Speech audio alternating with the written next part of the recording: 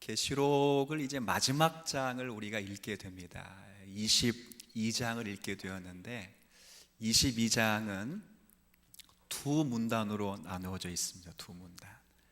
첫 번째 문단은 1절부터 5절까지가 한 문단입니다.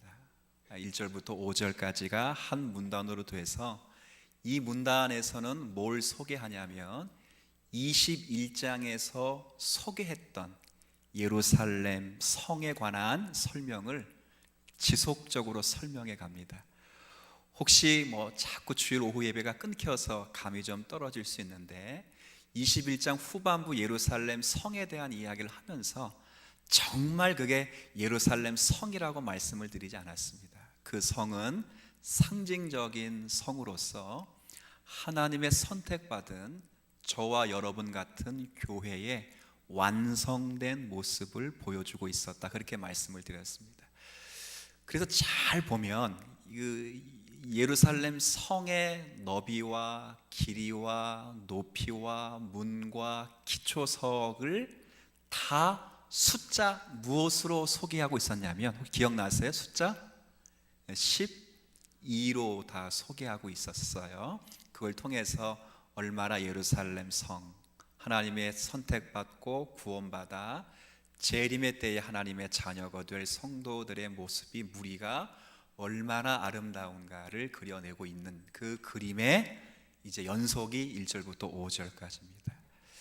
크게 생명수와 생명나무가 나와요. 드디어 이제 그 전도관에서 말하는 생명수가 여기에 등장합니다. 근데 이 생명수는 하나님의 은혜의 보좌 앞에 이렇게 예루살렘 그런 시내로 흘러가요.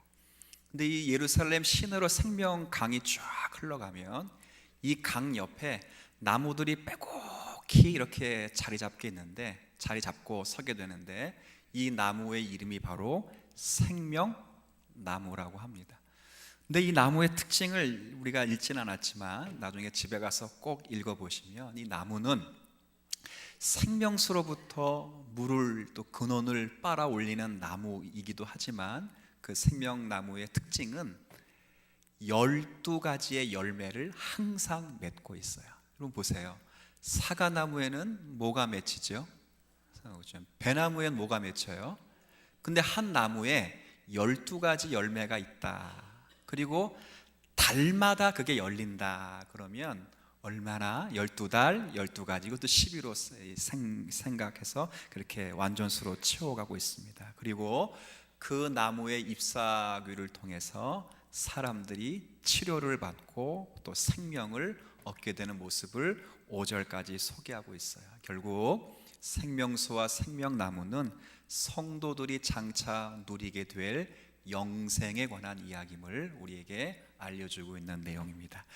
이게 이제 전반부 내용이 끝이 나면 이제 오늘 우리가 이번 주하고 다음 주까지 살펴보아야 될 후반부, 22장의 후반부의 얘기가 시작됩니다. 이 22장 6절부터 후반절까지의 내용은 사도 요한에게 하나님께서 계시를 주신 그 계시, 그리고 계시를 받은 요한에 대해서 권면의 말씀을 하는 것과 확약을 증거한가, 확약하는 내용이 주를 이루고 있습니다. 쉽게 설명하면 반드시 너에게 계시해 준 것이 반드시 이루어질 것이다. 이것을 거듭 세 번에 거쳐서 이야기를 합니다. 그래서 이 부분은 어떤 의미에서 보면 요한계시록의 결론이기도 하지만 사실은 적용 부분이기도 합니다. 자, 한번 볼게요. 6절에 또 그가 내게 말하기를, 이 말은 한번 같이 시작, 진실하고 참된지라. 그래서 속히 되어질 것이다. 이게 6절이에요. 진실되고 참되다. 그래서 속히 될 것이다. 자, 10절. 또 내가 말하되, 이 두루마리의 예언의 말씀을 또 한 번 읽습니다. 임봉하지 말라, 때가 가까우라. 왜 인을 치지 말고 왜 묶어두지 말라고 했어요? 반드시 속히 이루어지기 때문에, 반드시 그렇게 되기 때문에 임봉하지 말라. 김박성에 대해서 모든 시대 모든 교회 성도들이 읽으면서 깨달아야 하기 때문에 임봉하지 말라, 그렇게 이야기를 합니다. 또 한 구절 하나만 더 읽어볼까요? 12절에 보면 보라, 함께 읽습니다. 내가 속히 올 것이다. 올 것이다.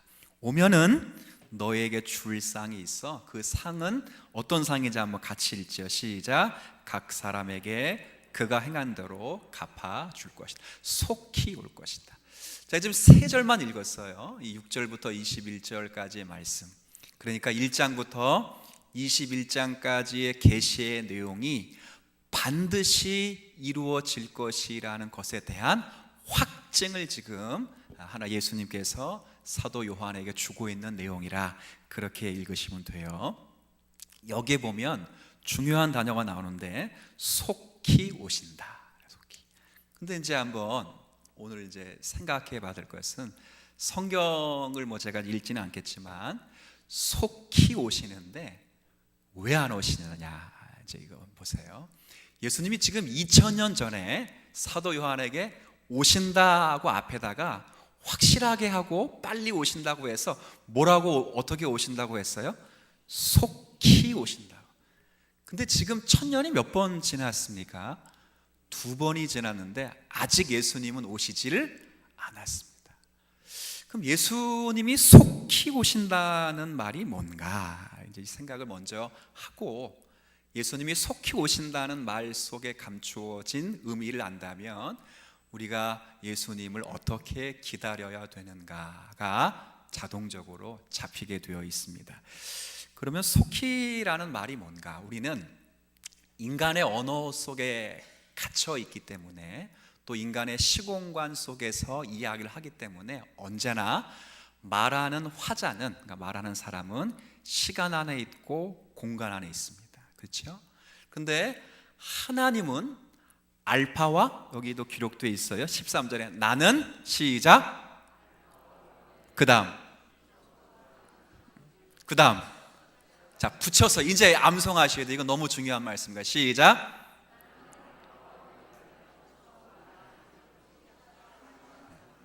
알파와 오메가라고 하는 것은 헬라어 첫자와 마지막, 그런 식으로, 그렇죠? 앞에 언어의 시작과 마지막, 그리고 또 똑같이 처음과 마지막, 시작과 마지막 똑같아요.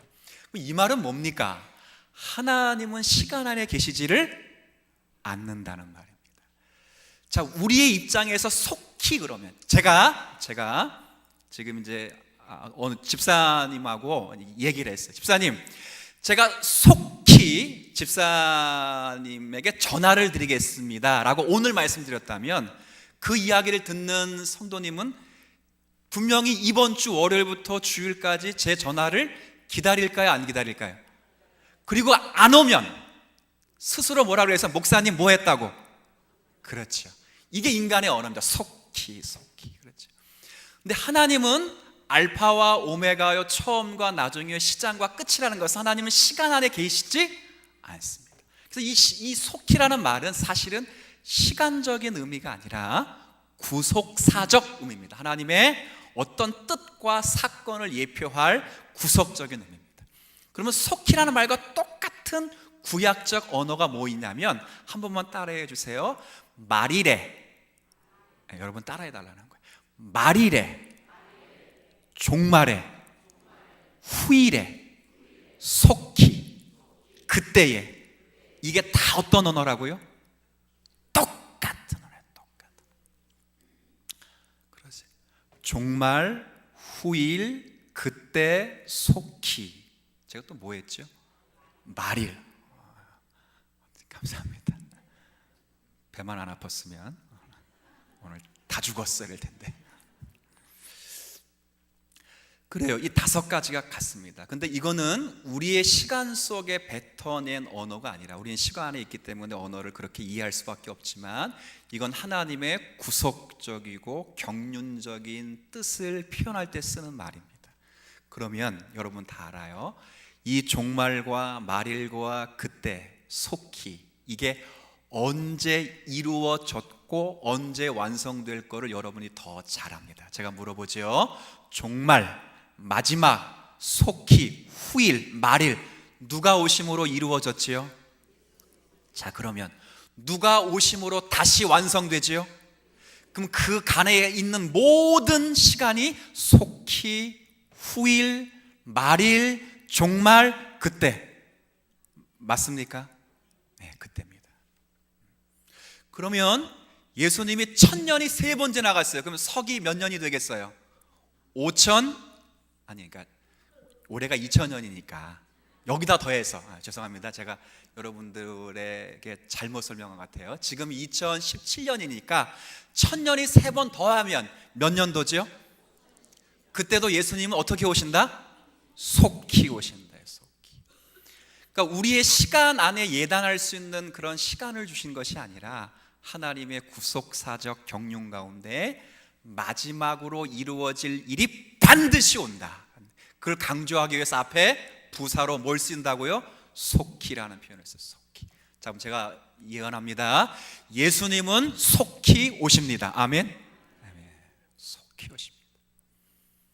그리고 속히 오신 다음에 반드시 쓰이는 말이 뭐예요? 그래서 말이 좀 이상하네요. 속히 오신다는 말 옆에 꼭 쓰여지는 말, 반드시입니다. 반드시. 그게 그런 의미입니다. 그런 의미. 자, 그러면 예수님이 속히 오시는 것이 맞습니다. 앞으로 1000년이 더 갈지, 앞으로 여러분이 10년이 더 갈지는 모르겠으나 속히 오시는 것이 맞습니다. 그럼 속히 오시면 저 여러분은 예수님을 어떻게 맞이해야 되고 어떤 자세를 가지고 있어야 되는가 할 때, 예수님이 사도 요한에게 계시의 성격으로 이렇게 이미 말씀했습니다. 7절 여러분 한번 읽어주세요. 시작.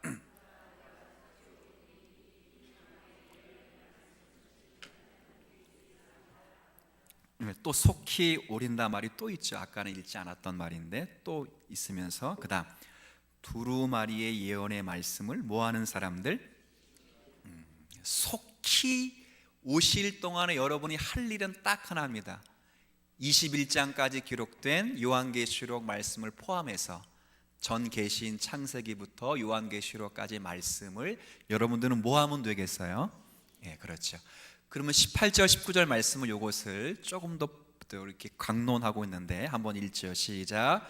내가 이 두루마리의 예언의 말씀을 듣는 모든 사람에게 증언하노니 만일 누구든지 이것들 외에 더하면 하나님이 이 두루마리에 기록된 재앙들을 그에게 더하실 것이요 만일 누구든지 이 두루마리의 예언의 말씀에서 제하여 버리면 하나님이 이 두루마리에 기록된 생명나무와 및 거룩한 성의 참여함을 제하여 버리실 것이다. 보세요. 말씀을 지킨다는 것이 뭐냐 그럴 때 하나님의 말씀에다가 무엇을 더해서도 안 되고, 그렇죠. 첫 번째 18절 그 하나님의 말씀에다 무엇을 뭐 해도 안 돼요? 이 둘 중에 하나를 하면 1절부터 5절에 있는 생명나무에 참여할 수 없고 21장 후반부에 기록된 예루살렘 성에도 참여할 수 없다 그랬죠. 요거는 이제 다음 주에 우리가 다룰 것인데, 근데 실제 이런 일들은 한국교회, 전 세계교회에 유례 없이도 계속 이런 일들이 있습니다. 하나님의 말씀에 더하시는 분들이 많아요. 여러분 뭐라고 생각하시는 분들이 많냐면 신학적인 것을 차치하고라도 성도님 가운데 야 성경 보면 다 아냐, 내가 기도를 해가지고 응답을 받고 계시를 받아야지 되지. 그래서 꼭 성경보다도 더 요험한 목사님을 찾아가서 목사님의 말에 성경보다 더 큰 비중을 두고 있으면 성경의 말씀에 뭐 하는 분이에요? 네, 자기도 모르게 더 하시는 분. 이건 많습니다. 이단적인 것은 뭐 너무 많고 빼고라도 우리의 신앙이 그럴 수 있습니다. 여러분의 양심과 여러분의 신앙을 규제하고 규율할 수 있는 것은 딱 하나밖에 없는데 그것은 살아계신 하나님의 뭐예요? 말씀. 그리고 두 번째는 이 말씀에서 뭘 빼는 거예요. 빼는 거. 이미 한국 교회는 그런 일이 많아요. 목사님, 부정모혈이라고 했는데 아버지의 기운과 어머니의 그 혈이 없이 어떻게 사람이 태어날 수 있습니까? 예수님이 홀로 태어났다는 것은 이건 조금 좀 못 믿겠습니다 하고 예수님의 성육신, 육체로 오신 것을 믿지 않으면 그것도 빼는 거예요. 또 뿐만 아니라 목사님, 부활이라는 것은 이건 부활의 의미가 중요하지, 부활이 정말 육체적으로 다시 산다는 것, 이건 있을 수 없는 일 같습니다 라고 부활을 믿지 않으면 이것도 하나님 말씀에서 뭐 하는 격이 되겠어요? 빼는 경우가 되겠어요. 근데 이런 일들이 사실 여러분들은 없겠다 생각이 들겠지만 어쩌면 주님 사랑 교회 안에도 있을 수 있습니다. 정말로 그런 분들이 있어서는 안 돼요. 이 부분에 대해서는 말씀을 지킨다는 이야기는 제가 다음 주에 히브리서의 말씀을 통해 이 부분을 좀 설명하도록 하겠습니다. 그래서 우리는 여하튼 말씀을 지키면서 20절 요거 한번 읽어보도록 할게요. 20절 말씀 한번 여러분이 좀 읽어주세요. 시작. 이것들을 증언하는 이가 이르시되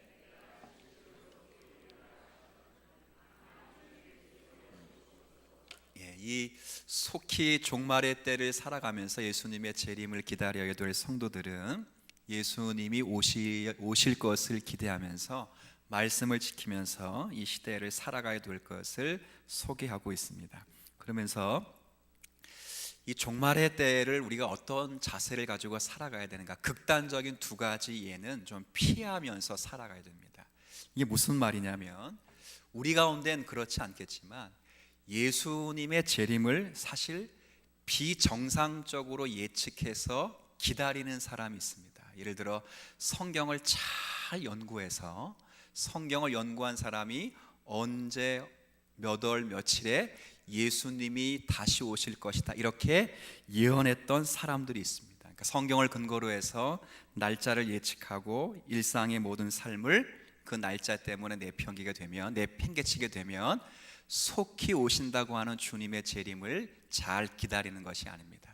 이건 여러분이 잘 아시기 때문에 그냥 간략하게 넘어가고, 반대입니다. 반대. 뭐가 반대 말씀이냐면 실제 가장 많은 사람들 가운데 하나가 예수님의 재림을 전혀 기다리지 않고 살아가는 경우가 참 많습니다. 그러니까 시한부 종말론처럼 예수님이 몇 년 몇 월 며칠 날 올 것이다 라고 광신적으로 기다리는 사람도 문제지만 더 큰 문제는 예수님의 재림을 전혀 기다리지 않는 신앙인들이 주님 사랑 교회에도 많이 있을 수가 있다. 이거 대단히 요한계시록을 읽고 있는 성도들로 하여금 도전해야 될 부분이기도 합니다. 저와 여러분이 오늘 예수님이 사실은 재림하실 수 있도록 날마다 주기도문을 드리는 것처럼 기도하는 마음을 가지고 살아야 됩니다. 이게 주기도문에도 언급되어 있고 사도신조 안에도 언급되어 있습니다.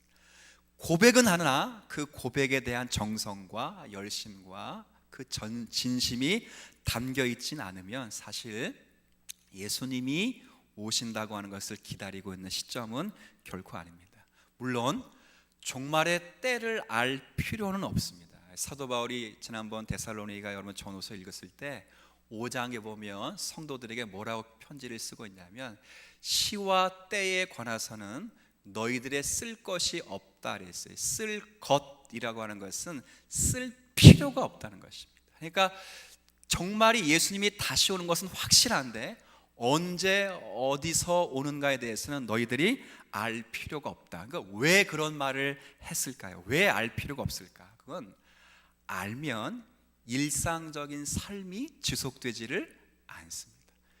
여러분 만약에 진짜 만약입니다. 이런 말 하는 것도 불경건스러울 수 있는데 예수님이 수요일 날 비가 추적추적 내리는 8시 반에 정말 예수님이 이 땅에 오신다면 8시 29분에 여러분 다 어디 계실 겁니까? 이게 문제라는 것입니다. 그래서 안 알려주시는 것입니다. 무슨 말씀인지 아시겠습니까? 그래서 안 알려주시는 것입니다. 만약에 그게 아니고 예수님은 3727년 예를 들어 오늘 7월 2일 날 날짜 그때 오신다 그러면 여러분하고는 관계가 없습니다. 없어 보입니다. 전혀 재림과 관계없이 살아갈 것이 뻔할 겁니다. 뻔할 겁니다. 주님은 그것도 원하지 않습니다. 데살로니가 전서나 요한계시록의 마지막 권면의 말씀은 아멘, 한 번만 따라해 주세요. 아멘. 주 예수여 속히 오시옵소서. 이 말이 얼마나 멋있습니까? 사도 요한이 유배를 당했습니다. 정말 멋있는 주의 제자가 도미티안 황제에게 사형 선고를 받고 반모섬에 유배를 당했습니다. 얼마나 좌절을 했겠습니까? 하나님이 살아계신 것이 맞습니까? 이 우주의 창조주이시며 구속자가 맞습니까? 그런데 어찌 저 도미티안 황제가 마치 사단처럼 하나님을 믿는 성도들을 핍박하고 교회를 불사르시는데도 하나님은 방관하십니까? 이렇게 기도하고 있었을 것이 분명해요. 그런데 요한계시록 4장 5장부터 하나님의 살아계심과 하나님의 통치의 보좌를 보여주실 때 그 계시를 한눈에 한순간에 사도 요한이 보고 마지막 결론 내린 그 메시지가 뭐냐? 한 번만 같이 해주세요. 시작. 좀 전에 했잖아요. 시작. 그거예요, 그거. 그러면 우리의 신앙의 결론도 이와 같은 결론이 되어야 될 줄로 믿습니다. 보세요, 제가 그런 말씀 드렸죠. 예수님이 오시면 자꾸 여러분과 저는 누구를 보냐면 예수님을 보지 않고 저와 여러분 스스로를 봅니다. 왜 그렇게 보냐면 예수님이 오시면 뭐 하기 위해서 오셨기 때문에, 심판하고 오시기 때문에, 내가 여태까지 신앙생활 잘하면 예수님이 오셔서 뭐 하고? 상 주시고, 내가 신앙생활 못하면 예수님이 오셔서 뭐 하시기 때문에? 그렇지 않습니다. 예수님은 칼을 차고 오십니다. 정말 백마를 탄 왕자로서 오십니다. 그런데 오셔가지고 여러분의 얼굴이 못생겼다고 여러분 들고 오신 칼로 여러분의 목을 베지는 않습니다. 제가 그런 말씀 드렸죠. 예수님은 이미 여러분에게 뭐가 씌워졌다고요? 콩깍지가 씌워진 분이고, 그 분으로 역사 섭리를 하시다가 오신다면 아마 여러분에게 이루어 놓으신 구원을 완성하러 오실 것이다, 그 말이죠. 그러니 기다리는 것입니다. 저와 여러분이 날마다 언제 오셔도 될 만한 신앙의 삶을 살아가도록 오늘 말씀을 지키며 살 것을 사도 요한이 적용하고 있습니다. 성경의 마태복음에 보면 예수님이 오시는데 어떻게 오시냐면 도적같이 오신다 그래서 도적같이.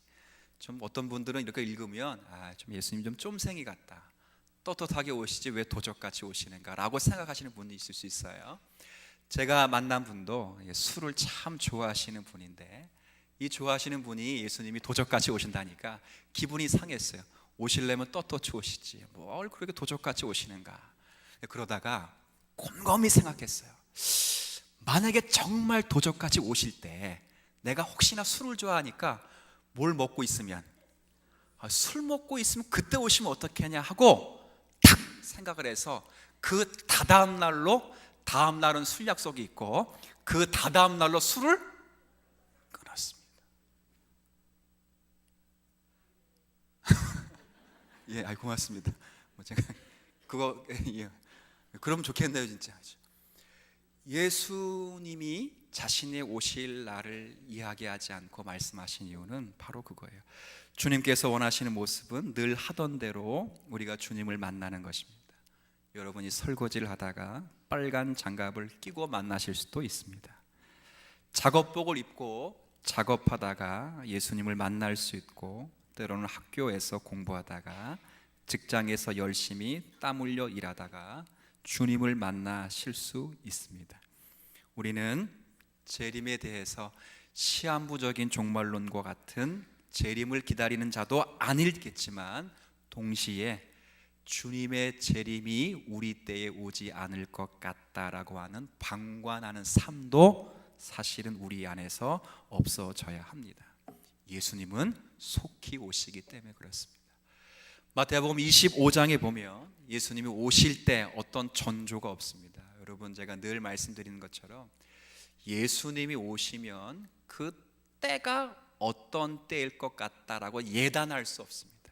왜 예단할 수 없으면 예수님 오실 때 두 사람이 맷돌질을 하다가 예수님을 한 사람은 만나고 한 사람은 버림을 당합니다. 또 어떤 사람은 예수님이 오실 때 밭에 일을 나가다가 만나고 한 사람은 그냥 버림을 당합니다. 이게 무슨 말이냐면 예수님이 오심의 때를 인간적인 시각적인 시안으로는 예수님의 오심을 예단할 수가 없습니다. 여러분 정말 그렇습니다. 지구가 멸망당할 것 같은 조짐도 없습니다. 예수님이 다시 오실 재림의 준비의 모든 조짐은 지금 이 시대에서 얼마든지 계속 반복적으로 이루어지고 있습니다. 지금도 늘 똑같이 우리가 영적으로 깨어있지 못해서 느끼지 못할 뿐이지 날마다 우리 가운데 늘 이루어지고 있습니다. 우리는 이런 생각들, 이런 현상들을 보면서 언제나 예수님이 오시는 그 시점이라는 것을 자각하셔서 하나님의 말씀에 합당한 삶을 살아가야 될 성도로 우리가 부름을 받습니다. 아마 이렇게 생각하시면 좋겠어요. 이 루터라는 분이 늘 기도할 때 아침마다 뭐라 기도했냐면 이렇게 기도했어요. 예수님은 어제 돌아가시고 오늘 부활하셨고 내일 다시 오실 것입니다. 이렇게 기도했어요. 그러면 내일 아침이 됐어요. 그러면 똑같이 뭐라 기도하냐면 예수님은 어제 돌아가셨고 오늘 부활하실 것이며 언제? 내일 아침이 됐습니다. 똑같이 그렇게 기도를 하면서 항상 오늘이 부활하신 주님을 모시고 내일 주님을 다시 만날 것을 기대하며 열심히 살았습니다. 열심히 살았습니다.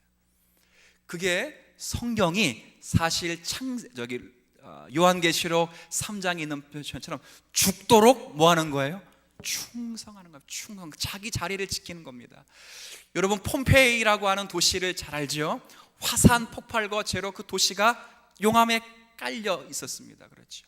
근데 그 최후의 날을 그린 그림이 여러 그림이 있는데 그 그림 가운데 하나 충성이라는 그림이 있어요. 충성. 나중에 한번 인터넷을 통해서 한번 보십시오. 폼페이의 충성이라는 그림이 있는데 그 충성이라는 그림은 어떤 그림이냐면 이 폼페이 중앙에 있는 큰 화산, 이 산이 폭발해서 화산재를 내뿜고 화산 불덩어리가 막 성 안으로 쳐들어오는데 모든 사람들은 다 도망갑니다. 다 도망가. 근데 성문에서 한 군인이 칼을 차고 탁 이렇게 지키고 있습니다. 다른 사람은 다 도망가는데 그 사람만 지켜요. 사람이 묻죠. 왜 그렇게 지키라고? 왜 그렇게 지킵니까? 왜 도망가지 않습니까? 라고 묻자 뭐라 말하냐면 왕이 지키라고 했기 때문에 지키고 있습니다. 그럼 그 사람은 어떻게 됐을까요? 죽었겠죠. 그러나 그것이 진정 하나님이 이 시대에서 성도들에게 원하시는 삶의 내용입니다. 특별한 것으로 예수님께 설려고 하지 마십시오. 뭘 과외 공부하듯이 보충해서 예수님께 설려고 하지 마십시오. 오늘이라는 시간 속에서 날마다 반복되는 일상 속에서 하나님을 만나실 수 있는 자리에서 하나님을 만날 수 있을 만큼의 신앙의 생활로 여러분이 승리하실 수 있어야 됩니다. 이게 오늘을 사는 성도의 자리입니다. 산기도 가는 것으로 보충하지 마세요. 백독하는 것으로 보충하지 마십시오. 오늘의 시간 속에서 주의 말씀에 근거해서 충성이 여러분의 길과 여러분의 자리를 지키실 때 거기에 주님의 재림을 맞는 자리가 있음을 기억하시는 우리 모두가 되시기를 부탁을 드리겠습니다. 하나님 속히 오십니다.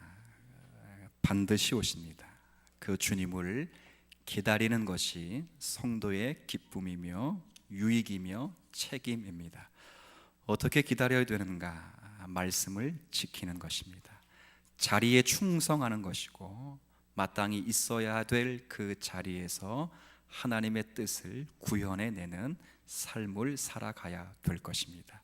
세상의 유혹에도 넘어가지 않게 하여 주옵시고 세상의 핍박에도 굴복하지 않고 살아가게 하여 주옵시며 바른 진리를 받으며 그 그 진리에 입각한 삶을 살아가게 해주셔서 예수 그리스도를 믿는 성도들로서 언제나 어느 시대에 살든 주 예수여 속히 오시옵소서라고 기도할 수 있는 성도의 자리 될 수 있도록 오늘을 살아가도록 은혜를 더하여 주옵소서. 주님 사랑 교회를 주님 축복하시고 이 교회를 통하여 하나님의 뜻을 증거하며 하나님께서 허락하신 많은 자들이 교회를 통하여 예수님을 만날 수 있는 참된 교회가 되기를 원합니다. 우리가 자리를 지키지 않고 우리가 말씀을 지키지 않고 우리가 그 자리에 서지 않으면 이 일은 결코 우리 속에서 이루어 갈 수 없음을 깨닫고 언제나 말씀 앞에서 순종하고 그 말씀이 의미하는 바를 깨닫고 또 하나님의 뜻을 상고하여서는 성도들 되게 하셔서 어떤 자리에서도 그리스도로 승리하는 우리 모두 되게 하여 주옵소서. 주 예수 그리스도의 은혜와 아버지 하나님의 크신 사랑과 성령님의 위로하심이 오늘 함께 모여 하나님을 예배하며 주님 다시 오실 그 자리에 서는 그날까지 우리의 신앙의 자리를 굳건히 지키기를 소원하는 사랑하는 모든 성도들의 심령 그리고 가정, 교회 위에 이제로부터 영원까지 함께 하시기를 축원하옵나이다.